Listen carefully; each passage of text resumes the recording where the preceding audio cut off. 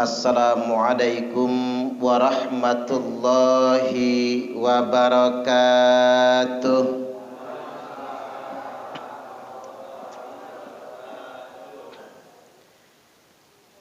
Bismillahirrahmanirrahim. Alhamdulillahilladzi asra bi Muhammadin lailam minal makkati ilal falastin thumma urija bihi ilas samai wa makanin ulwin fa'auhallahu ta'ala alaihi khamsa salawatin asyhadu an la ilaha illallahul malikul haqqul mubin wa asyhadu anna muhammadar rasulullah shadiqul wa'dil amin. Allahumma salli wa sallim ala sayyidina Muhammadin wa ala alihi wa ashabihi wa man tabi'ahum bi ihsanin ila yaumiddin, amma ba'du. Yang saya hormati pengurus takmir Masjid Al-Karomah Bapak Haji Selamat Mariono, ya, nama lengkapnya Selamat. Selanjutnya yang saya hormati Bapak Ustadz Kamen Arfi. Kok namanya keren ya Pak ya? Padahal kan orang Biyen itu namanya biasanya kan katrok-katrok gitu. Tiban beliau namanya milenial banget, Kamen Arfi. Mantep ya. Selanjutnya yang saya hormati Bapak Haji Supardi, sahabat saya Bapak Ustadz Haji Suratno Al-Kurni, ya. Apalagi belakangnya saya lupa panjangnya. Yang jelas namanya Katro namanya. Suratno kan Katro sih. Ya setel sama Suparman Pak, Katro juga kan. Cuman bedanya nama saya lebih keren karena nama Gang Suparman. Ini jalan itu punya saya berarti kan. Beliau sama saya sama-sama di Komisi Dakwah Majelis Ulama Indonesia Provinsi Lampung.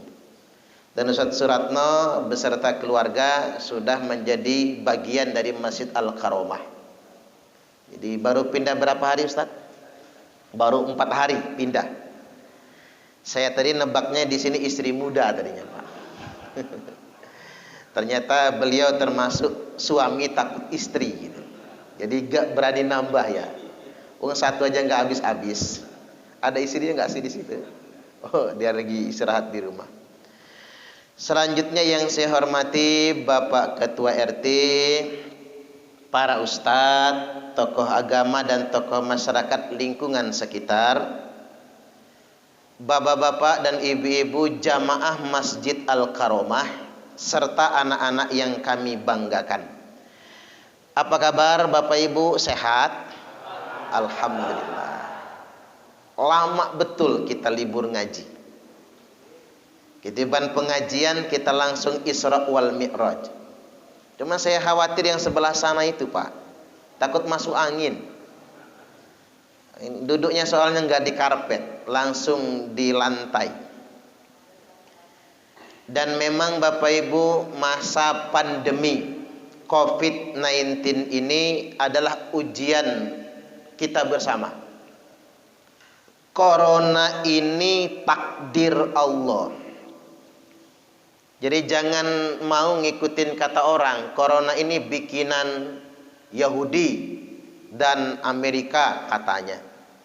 Ada yang ngomong corona ini bikinan Cina dan sekutunya. Ketinggian mikirnya. Nanti jenengan stres, masuk rumah sakit jiwa. Analisisnya apa? Jangkauan pikiran kita sampai mana? Saya lebih suka mengatakan virus ini adalah kehendak Allah. Agar ucapan yang paling tepat adalah inna lillahi wa inna ilaihi raji'un. Baliknya ke Allah juga. Allah ingin mengingatkan manusia, karena manusia ini sudah takabur, sombong kepada Allah. Jadi dengan virus ini membuktikan sehebat apapun manusia, secanggih apapun teknologi, setinggi apapun intelektualitasnya, tak berdaya mengatasi corona. Tiba-tiba ekonomi melambat, pengusaha menengah ke bawah kolaps semua, menengah ke atas goyang semua. Allah ingin ingatkan kita semua, kita tak berdaya, maka tak boleh takabur di hadapan Allah Subhanahu wa taala. Nah, namun Bapak Ibu rahimakumullah, saya perlu ingatkan beberapa hal. Kita ini dihimbau pemerintah untuk pakai prokes, protokol kesehatan. Ngomongnya apa? 3M. Bagus semua itu. 1. Memakai masker. 2. Menjaga jarak. 3. Mencuci tangan. Nyuci tangan itu kalau diniatkan ibadah, ya ibadah dia. Wudu yang nomor 1 cuci tangan.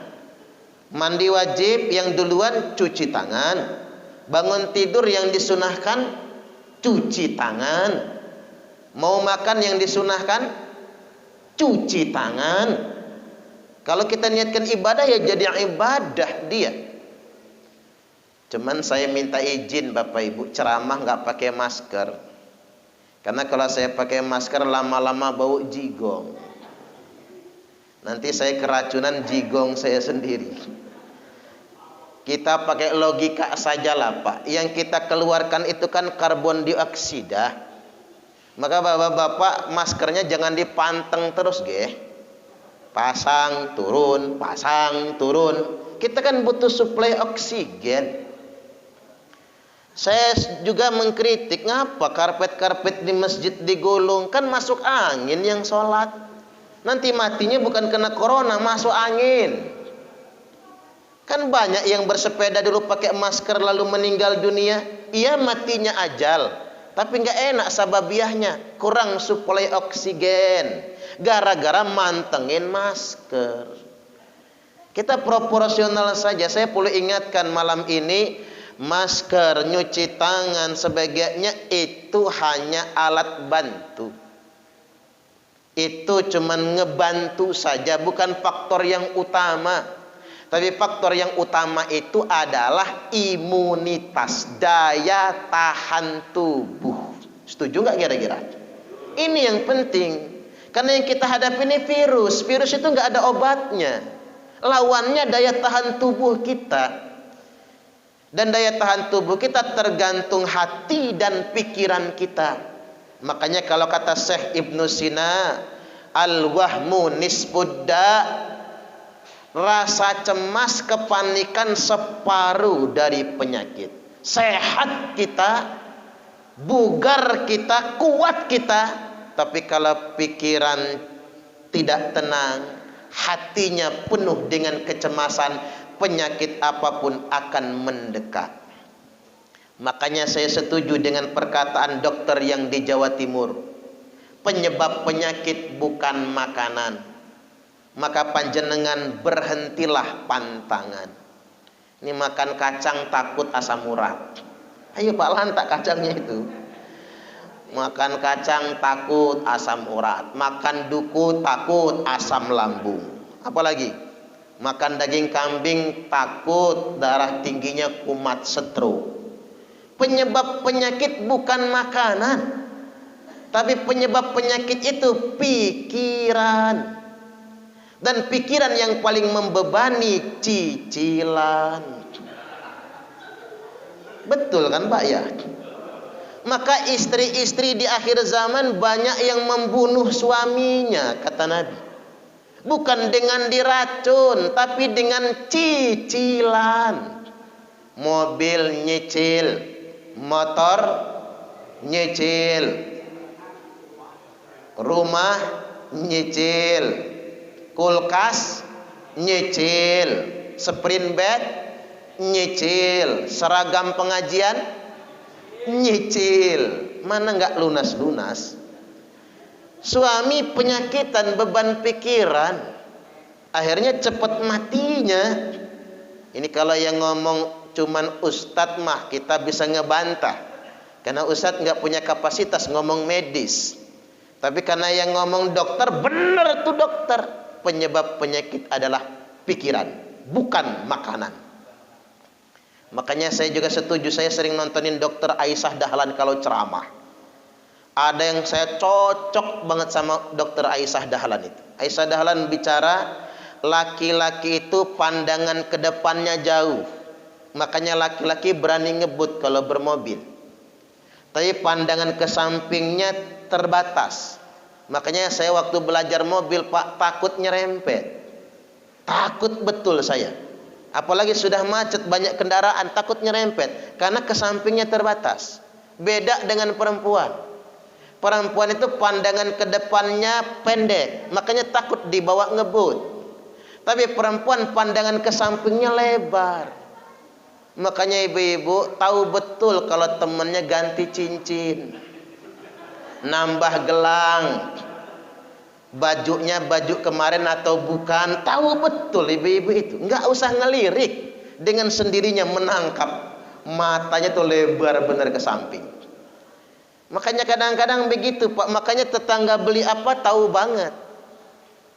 Tetangga beli motor gemeter, tetangga beli mobil menggigil, tetangga beli kulkas panas, tetangga beli ceret mencret. Nah ini nih mulai, karena ngelihat orang beli manasin laki. Laki capek pulang kerja, di kantor kena marah. Apa kata bini? Pak, tetangga ganti TV, papa kapan? Pak, tetangga ganti mobil, kita kapan? Panas suaminya juga. Pak, tetangga ganti motor, papa kapan? Pak, tetangga ganti istri, papa kapan? Oke, kalau mau nggak apa-apa. 2021 ganti istri ya Pak ya. Jadi karena begini kita ini terlalu banyak menyusahkan diri Bapak Ibu. Makanya saya baca pelan-pelan pemerintah bikin aturan. Ternyata yang dilarang pemerintah itu bukan pengajian. Tapi sebenarnya yang dilarang pemerintah itu hajatan. Karena hajatan bikin pening. Apalagi hajatan bin tonjokan lan rantangan. Maka mbok ya Pak, Bu, libur dulu ge hajatannya.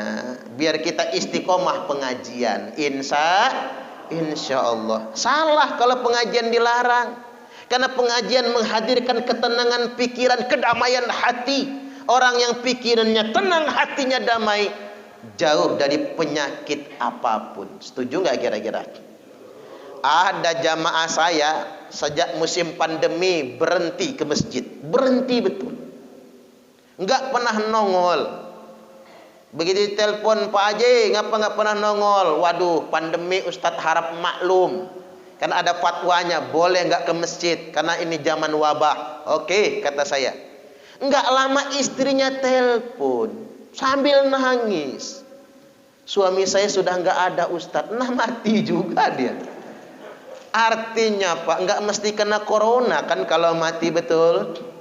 Apa sebabnya? Secara medis kata dokter, karena di rumah terus makan minum kerjaannya, nggak pernah olahraga, kegemukan, numpuk lemak, serangan jantung, mati. Itulah ajal. Ajal nggak mesti nunggu corona. Saya ingin luruskan akidah. Bukan corona yang menyebabkan kematian. Yang menyebabkan kematian itu ajal. Setuju nggak kira-kira? Iya dong. Nggak mesti nunggu corona kalau mau mati. Ada yang sehat walafiat, nggak ada penyakit bawaan sama sekali, keserempet sepeda mati dia.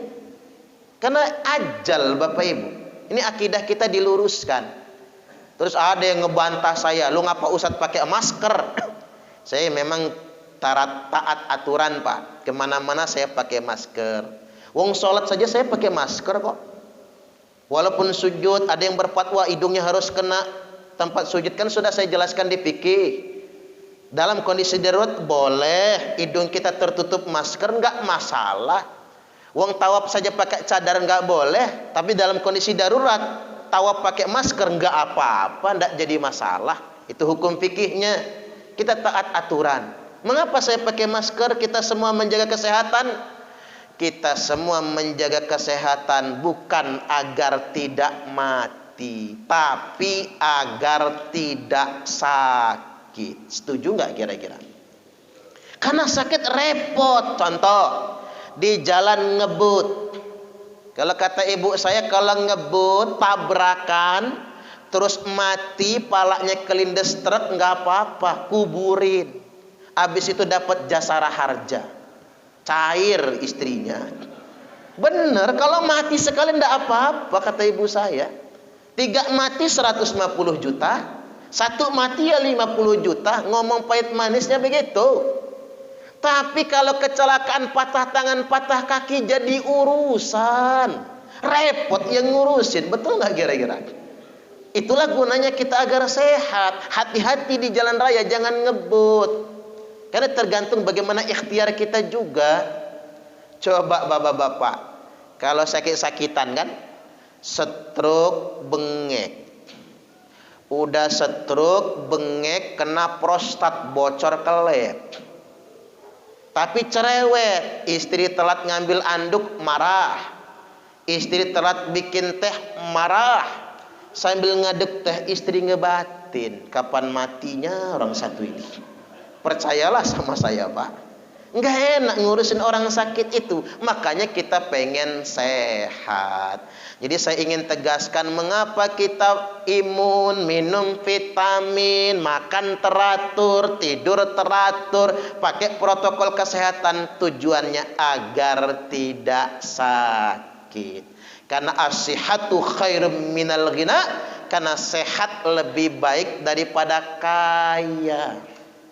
Setuju gak kira-kira, Pak? Sehat lebih baik daripada kaya. Karena banyak orang kaya tapi tidak sehat, nggak enak juga. Rumahnya mewah, bangunannya megah, istrinya cantik, mobilnya bagus, fasilitasnya lengkap. Tapi ketiban makan nasi takut. Yang dimakan cuman tiwul. Zaman dulu yang makan tiwul orang nggak kebeli beras. Zaman sekarang coba lihat di Bandar Lampung ini, Pak, rumah makan yang jualan tiwul. Tuh rata-rata yang makan tiwul orang sugih semua. Yang melarat mah nggak makan tiwul, sekarang makan nasi. Makannya nasi takut makan tiwul. Minum kopi manis takut. Minum teh manis takut. Makan sayur santan takut. Sama sambal takut, serba takut. Nah, di samping rumah orang kaya ada orang miskin. Rumahnya geribik, lantainya tanah, atapnya bocor. Tapi sekali makan langsung 3 piring. Ada nggak sih kayak gitu tuh? Makan 3 piring. Sambalnya sambal terasi, pedas. Sayurnya nangka disanten. Lauknya ikan asin sepiring. Lalapnya triple, pete, jengkol, jaling. Habis makan 3 piring langsung kemeringet, bersimbah keringat. Buka baju, duduk di teras berkipas sambil ngudut di Samsu. Mantap, Pak. Itu sehat. Kalau penyakitan nggak bisa kayak gitu. Makanya as-sihhatu khairum minal ghina, sehat lebih baik daripada kaya. La ba'sa bil ghina limanit taqa. Tidak mengapa orang bertakwa itu kaya, kata Nabi. Orang soleh kaya bagus, bisa bangun masjid, bisa bangun pesantren. Tetapi asihatu limanit taqa khairum minal ghina. Sehat bagi orang yang bertakwa lebih baik daripada kaya. Dengan sehat kita bisa ke masjid, karena sehat kita bisa tahajud, karena sehat kita bisa menghatamkan Al-Quran. Semoga kita semua diberikan kesehatan. Allahumma amin. Amin ya rabbal alamin. Ini masih tentang corona dulu lah. Saya persi tuntaskan. Kalau tentang Rejeban udah sering dengar ceramahnya kan. Yang berikutnya Bapak Ibu, setiap 1 abad sekali seolah-olah ada wabah yang menakutkan. 1 abad sekali. Abad kita di tahun angka kembar 2020, wabah corona COVID-19. Karena mulainya tahun 2019, makanya 19. Puncaknya di angka gandeng kembar 20. Cuman korbannya baru 1 juta sekian lah yang mati sedunia ini. Coba kita tarik ke 1 abad yang lalu. Tahun angka gandeng kembar juga 1919. Mulainya tahun 1918 flu Spanyol orang nyebutnya. Puncaknya tahun 1919 angka kembar gandeng juga. Korbannya coba lihat di Google itu Pak, korbannya 100 juta orang meninggal dunia. Subhanallah. Enggak seberapa, kita cuman 1% dibandingkan dengan 10 Spanyol. Selesainya tahun 1920. Nah kita ini selesainya tahun 2021 ini. Allahumma amin. Tarik lagi 1 abad sebelumnya flu Prancis. Mulainya tahun 1817, puncaknya di angka gandeng. Kembar lagi 18. Korbannya sekitar 30 juta orang meninggal dunia. Corona mah enggak seberapa. Ya mungkin karena faktor teknologi mungkin Pak. Antisipasinya bagus. Jadi jangan heran, memang sudah ada kok. Orang ribut nggak bisa naik haji tahun kemarin, nggak bisa umroh katanya. Wong tahun 86 87 ada virus meningitis, Mekah juga ditutup, lockdown. Orang nggak bisa naik haji tahun itu, sama aja kok. Ya daripada ribut-ribut ngapa nggak bisa umroh, ingat kata orang bijak. Apa kata orang bijak? Orang kaya bolak-balik umroh dengan alasan rindu rumah Allah. Padahal Allah lebih rindu dengan orang kaya yang berbagi dengan fakir miskin. Setuju nggak kira-kira? Ini zaman kita mesti berbagi dengan sesama. Hidup ini begini Bapak Ibu. Kalau hidup kita ini ngumpul, nabung, saving, tidak akan pernah ada cukupnya. Seperti minum air laut. Agar kita dicukupkan oleh Allah, mari kita berbagi dengan sesama.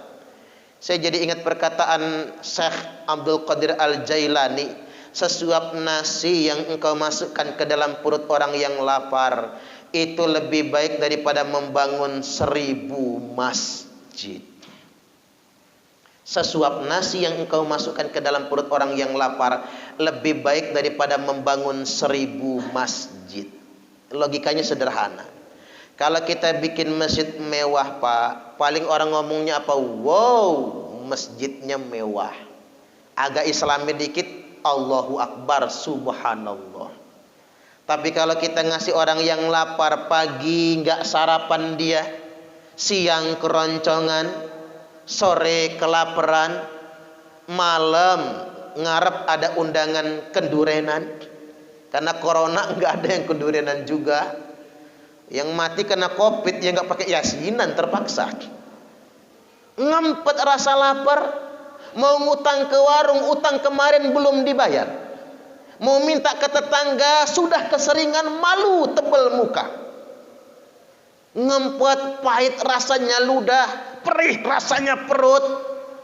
Tiba-tiba Pak Haji Supardi datang bawa duit cepet. Yakin dah langsung brebes tuh air mata. Makasih Pak Haji. Tidak berhenti sampai di situ. Habis terima kasih, ngambil duit 100.000, masuk kamar dia. Sujud kepada Allah dengan sujud syukur. Nangis sejadik-jadiknya. Terima kasih ya Allah. Engkau sudah utus orang yang dermawan untuk kami. Enggak henti-hentinya lisannya memuji Allah. Makanya Bapak Ibu, benar kata orang bijak, berbahagialah orang yang berbagi. Karena Allah mengabulkan doa orang-orang yang lemah melalui uluran tangannya. Subhanallah. Makanya alih-alih kita ngeluh zaman corona ini, yuk kita berbagi. Yang lebih berbagi, bantu sesama kita. Al-Imam Sufyan Al-Thawri 14 abad yang lalu, ini ulama tabi'in, mengatakan hadza zamanus sukut waluzumul buyut waridha bil qut ila antamut. Zaman ini adalah zaman kalian mesti banyak diam. Sudah dari zaman dulu kan wabah ini berarti Pak. Hadza zamanus sukut waluzumul buyut, betah di rumah, stay at home. Memang si pending juga Pak stay at home kemarin Bapak Ibu, 3 bulan ya. Pernah berapa Jumat nggak Jumatan kan? Waktu stay at home itu. Saya langsung ingat perkataan Imam Al-Ghazali. 40 hari 40 malam Bapak Ibu nggak berangkat pengajian, cukup bekal masuk neraka. Nah saya 40 hari 40 malam nggak diundang pengajian, habis bekal saya. Iya juga ya Pak ya. Stay at home 3 bulan. Tapi ada berkahnya Pak. Gara-gara stay at home istri saya hamil. Alhamdulillah. Bulan Maret itu pas lagi stay at home kan, sebulanan itu ya kerja keras kita di rumah. Subhanallah. Istri saya positif hamil. Dan sudah lahir sekarang. Anak saya umurnya sudah 2 bulan. Karena saya ini termasuk susah punya keturunan Pak. Dulu waktu belum punya anak ngaca saya laki, bukan saya ini. Sudah segala gaya dicobain. Dulu disarankan sama dokter, saran ilmiahnya, Ustadz berhenti mikir, berhenti nulis, karena saya penulis kan. Berhenti mikir, berhenti nulis, berhenti aktivitas, liburan kemana, nanti hamil istrinya. Benar Pak, hamil istri saya. Setelah saya ajak ke Jogja, pulangnya hamil. Nah kemarin stay at home dipaksa kan, dipaksa libur di rumah aja, hamil lagi. Alhamdulillah begitu lahir saya bingung ngasih nama apa, kasih corona aja namanya ya, atau ganti apa namanya tersebut, karena berkahnya corona, namanya corona membawa berkah. Saat semua orang negatif, istri saya jadi positif. Mudah-mudahan anak saya jadi anak yang solihah, Allahumma amin. Yang barat kan lanang Pak, yang kedua cewek, pas udah 1 pasang itu. Nggak tahu dia apa mau nambah anak apa nambah babon nih kira-kira habis ini. Anak aja ya Bu ya. Baik Bapak Ibu hadirin wal hadirat rahimakumullah, hadza zamanus sukut waluzumul buyut. Jadi zaman lazim tinggal di rumah. Dari zaman dulu sudah ada stay at home. Ya gara-gara stay at home inilah orang pintar bahasa Inggris semua kan. Stay at home, sekolah dari rumah, home schooling. Ngajar dari rumah, home teaching. PNS kerja dari rumah, home working. Buruh harian dirumahkan tanpa digaji, home pimpah alaihum gambreng. Nah ini nih korban-korban dirumahkan ini Pak, yang bergaji bagi ge. Wong mana kosot sodakotum mimmal, sodakoh itu tidak akan pernah mengurangi harta. Setuju nggak kira-kira? Sodakoh tidak akan pernah mengurangi harta. Bal yazdad, tambah lagi, bahkan ditambah. Bahkan ditambah dilipat gandakan bisa mi'ati di'afin, sampai 700 kali lipat. Ini janji Allah tanpa diundi. Kadang-kadang kita ini malu-maluin Bapak Ibu. Janji manusia kita percaya, janji Allah nggak kita percaya. Contoh, supermarket di Bandar Lampung ini menjanjikan kalau kupon kena hadiahnya mobil. Belanja di supermarket yang udah sonong itu, Pak. Nggak usah disebut, masuk YouTube soalnya, Pak. Belanja ke supermarket, minimarket, kan ada yang kupon-kupon itu ya. Saya mah percaya banget itu, Pak. Habis belanja sama istri saya dapat kupon, saya tulis Suparman. Awas jangan sampai Suratno jadinya ya. Nanti meleset soalnya Ustaz. Suparman, nomor KTP, pakai nomor KTP kan? Takut betul saya salah angka satu aja. Kan panjang nomor KTP itu. Nomor HP, alamat sesuai dengan KTP. Takut saya salah nyebut karena KTP saya itu Jalan Sultan Agung. Sedangkan rumah saya Jalan Durian. Takut ketulis Durian, nggak jadi dapat mobilnya nanti. Nah, pengumpulan terakhir tanggal 23 Februari kemarin. Diundi tanggal 24 Februari. Dek. Wah, menantikan pengumuman. Begitu diumumkan, centong aja nggak dapet sayanya. Nah, itu saya malu, Pak. Saya percaya sama tuh supermarket. Dan supermarket itu nggak bohong, memang begitu. Cuman ya diundi. Dari sekian juta kupon yang dapat cuma satu tuh mobil. Nah, sama janji supermarket saja kita percaya, masa kita nggak percaya janji Allah? Janji Allah tidak diundi, semua orang dapat. Betul kira-kira? Innallaha la yukhliful mi'ad. Sesungguhnya Allah tidak akan pernah mengingkari janjinya. Jangan pernah ragu dengan janji Allah Subhanahu wa ta'ala. Insya Allah. Baik, yang berikutnya kita masuk ke rejeban dulu sekarang.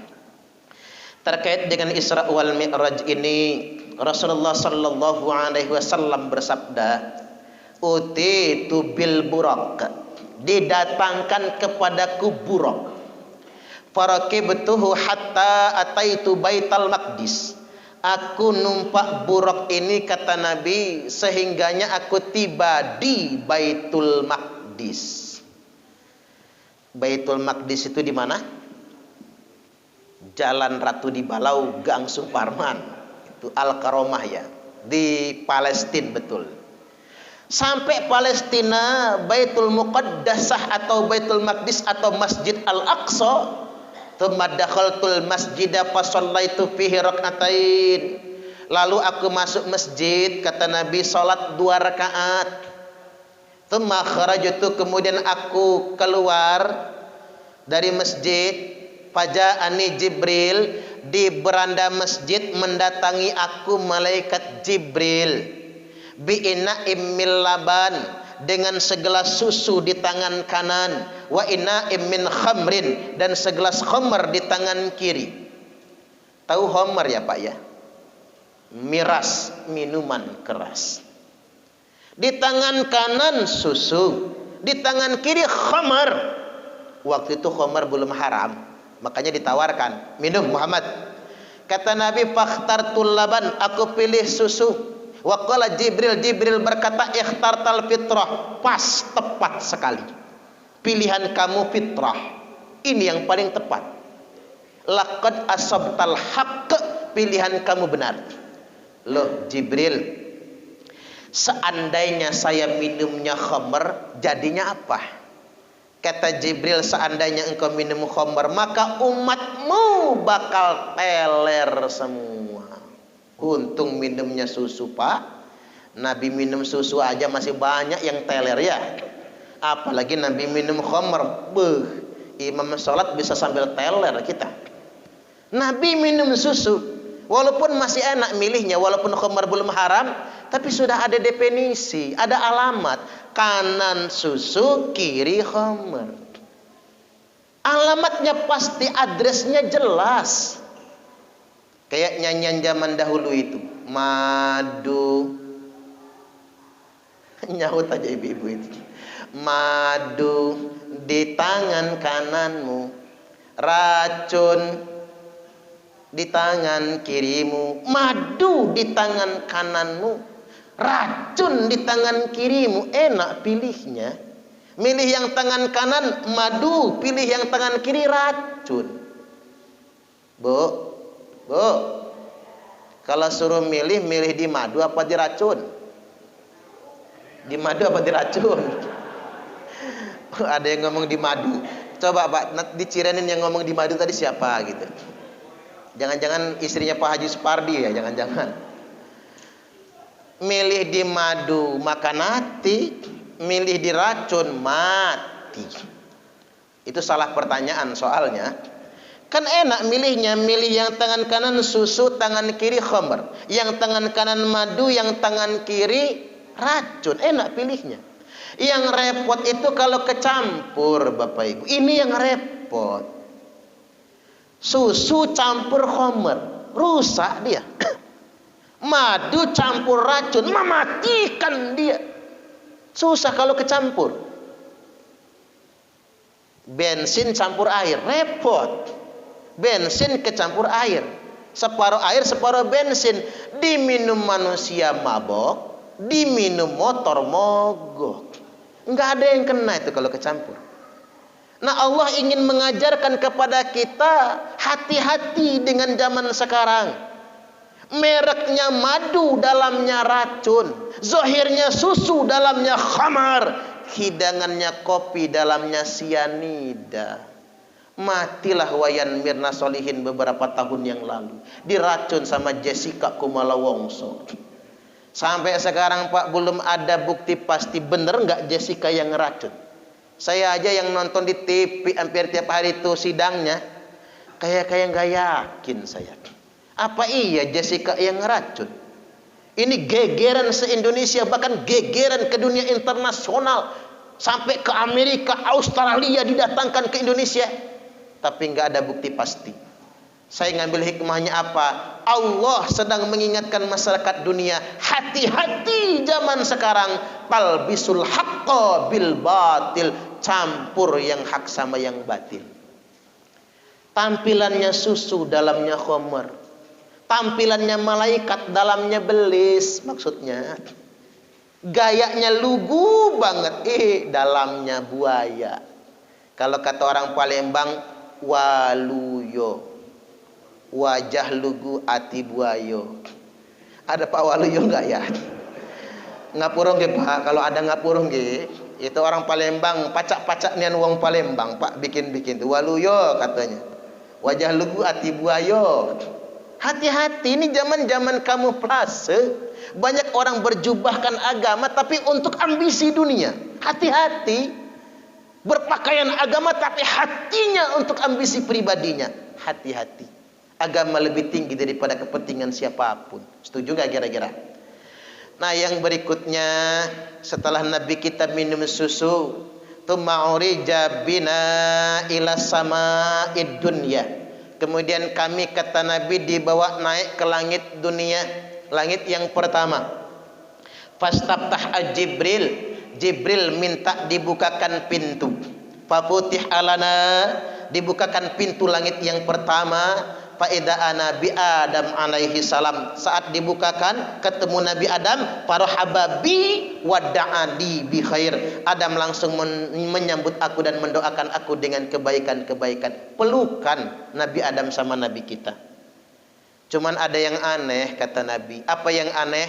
Sebelah kanan Nabi Adam banyak bayangan putih, yang kiri bayangan hitam semua. Nabi sempat tanya sama Jibril, man haula ya Jibril, siapa mereka itu ya Jibril? Kata Jibril, Muhammad, yang kanan gelarnya ashabul yamin, golongan kanan. Mereka arwah, ruh anak cucu Adam yang bakal masuk surga. Semoga termasuk kita semua, amin. Yang kiri Jibril, yang kiri itu hitam-hitam, ashabus shimal, golongan kiri. Mereka itu arwah, ruh anak cucu Adam yang bakal masuk neraka. Yang paling mengherankan lagi Bapak Ibu, ternyata yang sebelah kiri itu kebanyakan wanita. Nah lu ibu-ibu, ada nggak orang Al-Karamah? Nggak ada taunya ya. Mudah-mudahan ibu-ibu masuk surga semua. Allahumma amin. Amin ya rabbal alamin. Tapi Nabi sempat dikonfirmasi sahabat, tabayyunlah. Ya Rasul, yang menyebabkan wanita banyak masuk neraka apa?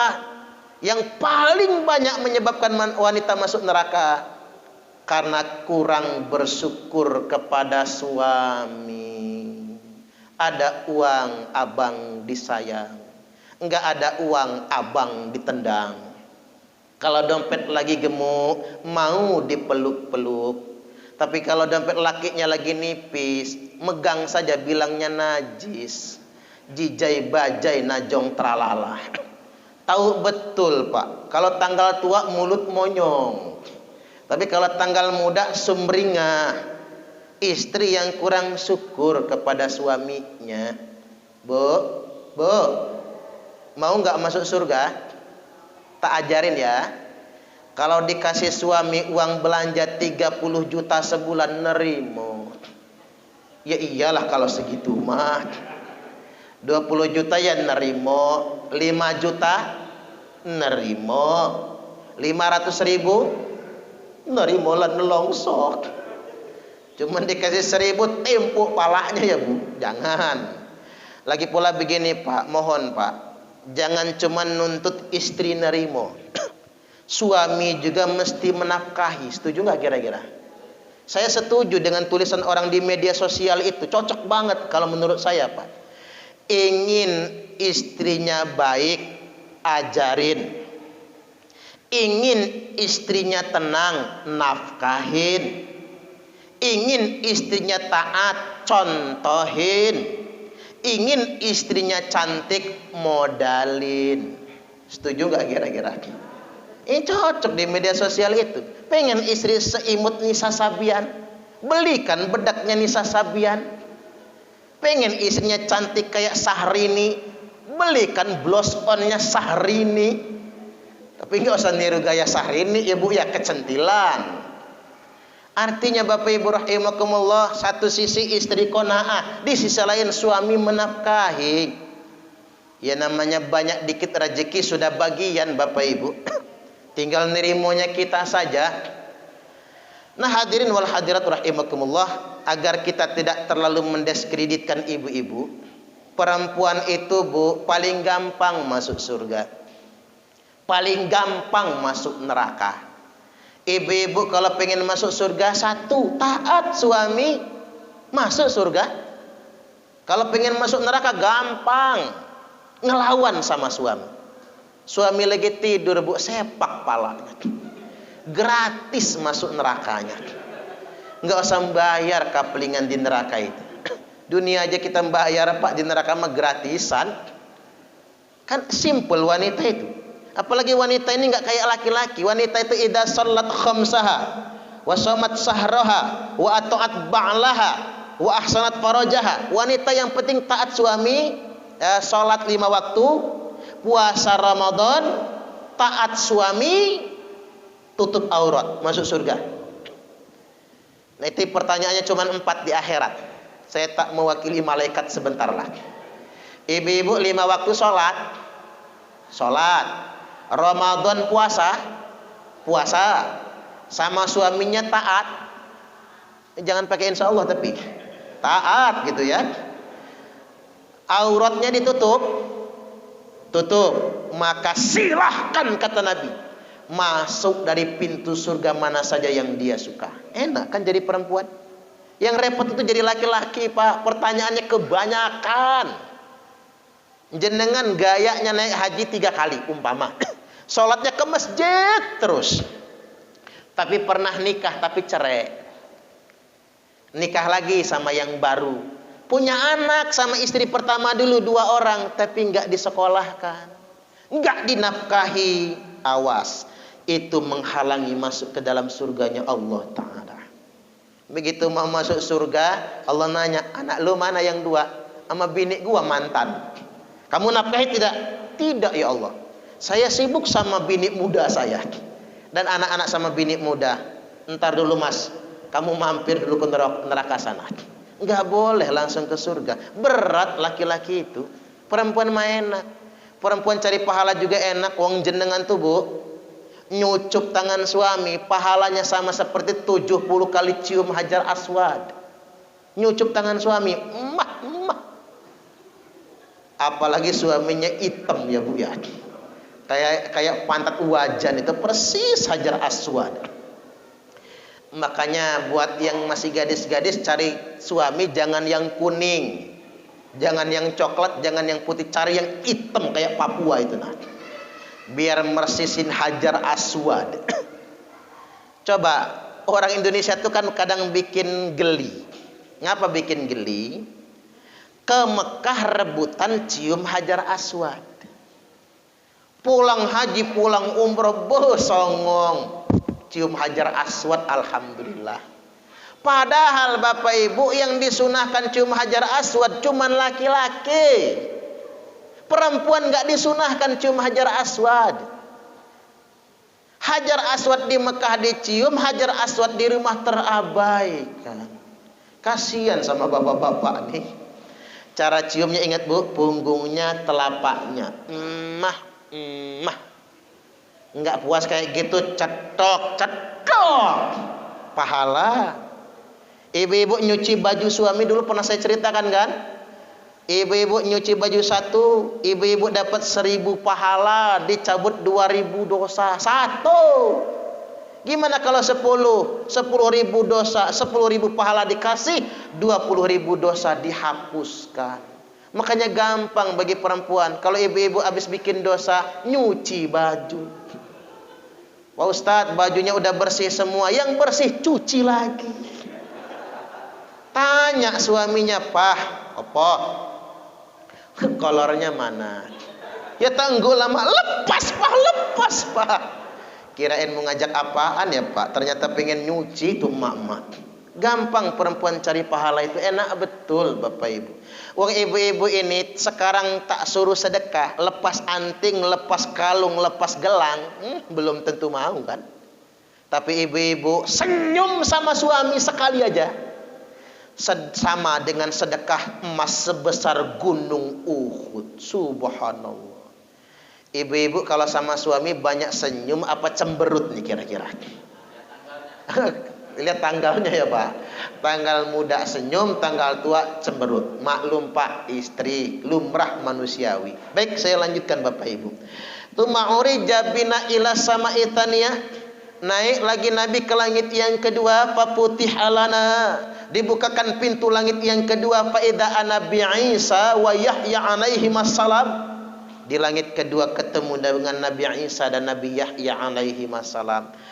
Dua nabi ini sama Bapak Ibu. Korban Yahudi. Korban penyiksaan Yahudi.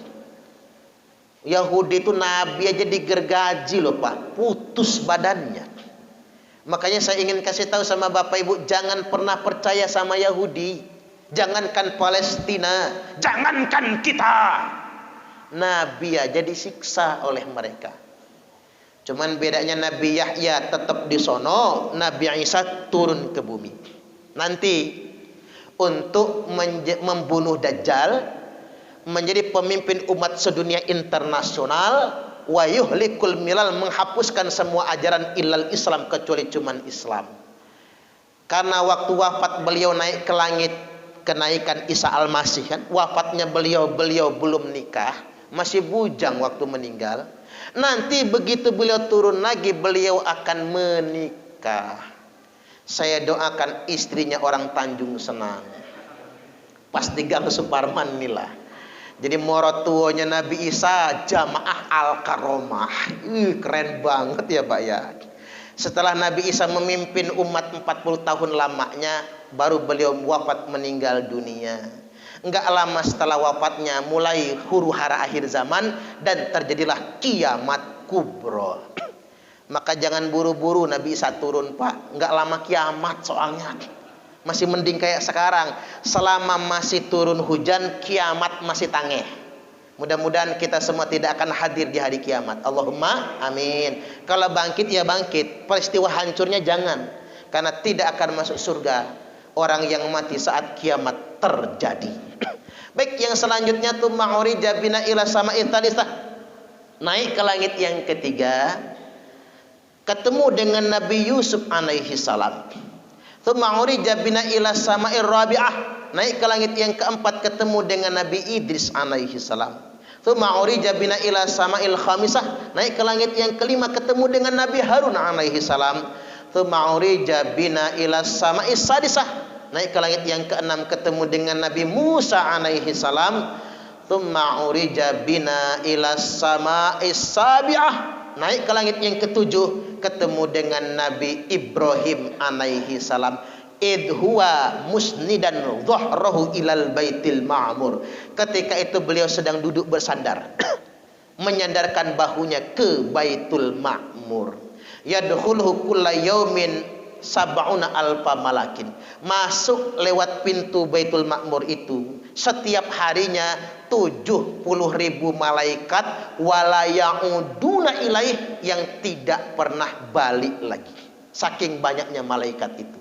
Tsumma dhahaba bi ila sidratil muntaha, kemudian Nabi dibawa ke Sidratul Muntaha, kampungnya para malaikat. Jadi kalau ditanya di mana kampung malaikat, Sidratul Muntaha, dan tempatnya Jibril itu di tengah-tengahnya. Selesai itu Nabi nginjekin kaki di lift lah bahasa kita sekarang, dibawa naik ke tinggi ila makanin ulwin, di tempat yang sangat tinggi sekali. Kayak apa tingginya? Enggak tahu. Pokoknya tinggi banget, malaikat enggak boleh ada yang ikut. Kan Nabi sempat komentar, Jibril temenin geh. Enggak berani saya naik sendirian. Apa jawab Jibril? Innaka akrama 'alallahi minni, sesungguhnya engkau lebih dimuliakan Allah daripada saya. Naik Nabi sendiri, woi gemeter pak kakinya. Ya gimana enggak gemeter di hadapan aras. Nabi langsung mengucapkan kalimat at-tahiyatul mubarakatus sholawatut thayyibatu lillah. Itulah ucapan menghadap Allah, makanya dijadikan bacaan sholat. Nanti panjenengan Bapak Ibu begitu ngadep Allah di akhirat, awas jangan salah ngomong. Nanti assalamualaikum ya Allah enggak sopan, atau assalamu Allah misalnya, atau assalamu alaika ya Allah enggak boleh. Karena Allahumma antas salam wa minkas salam, Allah yang punya assalam itu. Enggak boleh mendoakan Allah selamat, enggak boleh, karena dialah yang punya keselamatan itu. Maka ucapan yang benar apa? At-tahiyatul mubarakatus sholawatut thayyibatu lillah, segala penghormatan, segala keberkahan, segala sholawat, segala kebaikan lillah, semata-mata cuman punya Allah saja. Allah ngejawab, nyaut Allah, assalamu alayka ayyuhan nabiyyu wa rahmatullahi wa barakatuh, keselamatan atasmu wahai Nabi, beserta rahmat Allah dan keberkahannya. Nabi nyaut lagi, apa kata Nabi? Assalamu alaina wa ala ibadillahis salihin, asyhadu an la ilaha illallah. Nah kalau kita ngangkat tunjuk illallah itu karena kita bermadhab Syafi'i. Saya ngajar fikih di masjid ini Pak bermadhab Syafi'i. Ustadz-ustadz yang lain juga ngajarnya bermadhab Syafi'i. Maka kita illallah ngangkat. Saya kok kekencengan ngomong, ngelak saya ya. Minum dulu Bapak Ibu. Bismillah.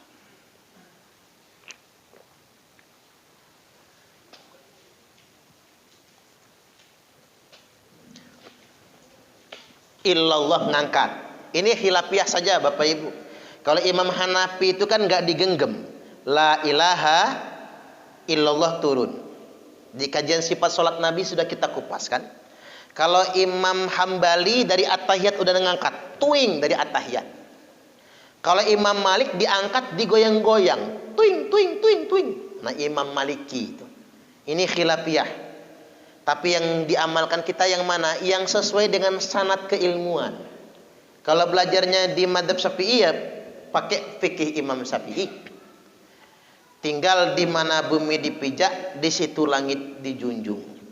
Lain ladang, lain belalang, lain lubuk, lain ikannya, bijaksana terhadap perbedaan pendapat, jangan merasa paling benar sendiri. Yakin, percayalah, selama kita sama-sama mengucapkan kalimat la ilaha illallah, kita punya hak yang sama untuk masuk ke dalam surganya Allah Ta'ala. Allahumma amin. Semoga kita semua masuk surga.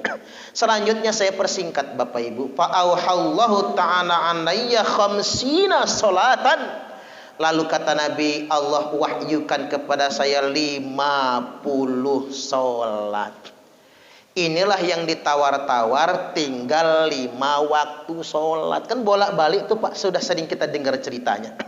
Tinggal 5 waktu sholat. Lantas Allah berfirman, ya Muhammad, innahunna khamsa shalawatin. Sebenarnya dari 50 itu tinggal 5 waktu sholat. Likulli sholatin asrun. Satu sholat nilainya 10. Fadzalika khamsuna sholatan, maka jumlahnya sama saja 50 sholat. Tapi ingat kata Allah, annahu man hafadha alaihinna liwaqtihinna adkhaltuhul jannah.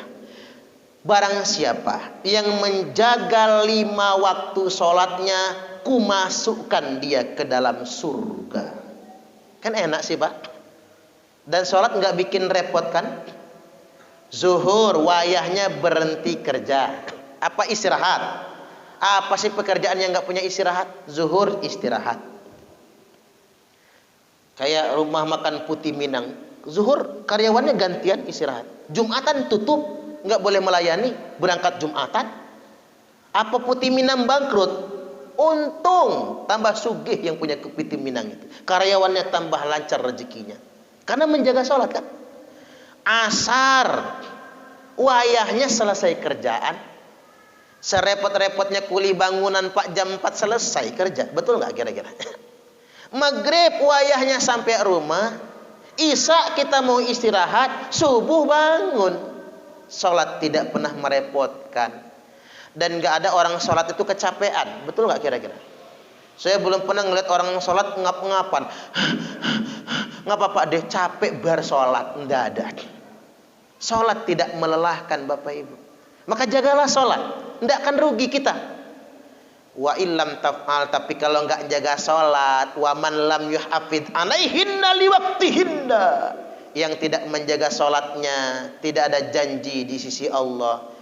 Sholat zuhur mepet asar, asarnya numbur maghrib, maghribnya mentok Isya, Isyanya ketiduran, malah nonton Kian Santang. Mana sih muka-muka Kian Santang ini? Subuhnya kesiangan, tiban sholat subuh, usolli fardhu subhi raka'ataini mustaqbilal qiblati qadaan lillahi ta'ala. Lalu qadaan Pak jam 8 sholat subuhnya. Istrinya nyusul, apa kata istrinya? Usolli fardhu subhi raka'ataini mustaqbilal qiblati, kesiangan lan kawanan lillahi ta'ala. Lo kok kesiangan lan kawanan Bu, jam 9 sholat subuhnya. Nanti punya anak pintar lagi Pak, orang tua modifikasi anaknya lebih pintar. Apa kata anaknya?